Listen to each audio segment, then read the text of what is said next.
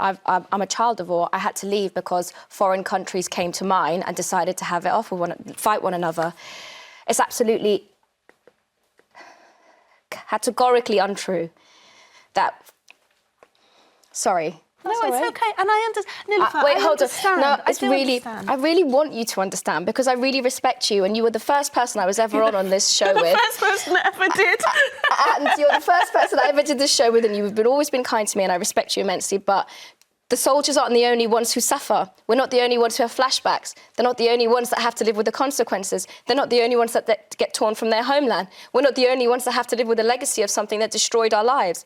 So it's really important to remember the many other victims of war.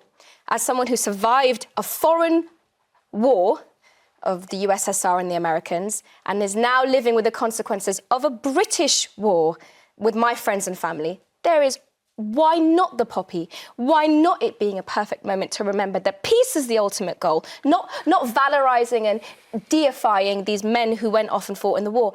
Soldiers aren't the only ones that suffer. And Zach Polanski chose to wear both. He chose to wear the red poppy and the white poppy. You can do both. I don't care, turn it into a swan, a rose, I don't know, a lol sign. It doesn't matter. The point is it actually not important for it to be a poppy? It is important for some, but it represents. I'm willing to compromise war. and say, fine, turn it into a rose. I don't care. But it is the perfect moment to wear it on Remembrance Day. And if I had one, they've been around since 1930, apparently. 1933, yeah. So they've been around for quite a while, been established, but they're not as popular. Next year, I promise, I vouch to wear one to remember all who suffer in the war, not just the animals or the victims who had no choice. You're going to wear what? Sorry, a red one? The white one. Right. But that would suggest, respectfully, and I know you've had a horrendous experience, and I would never in any way attempt to negate that. But equally, and not say even equally, because that suggests that I'm demeaning it in any way. I can't imagine what it feels like.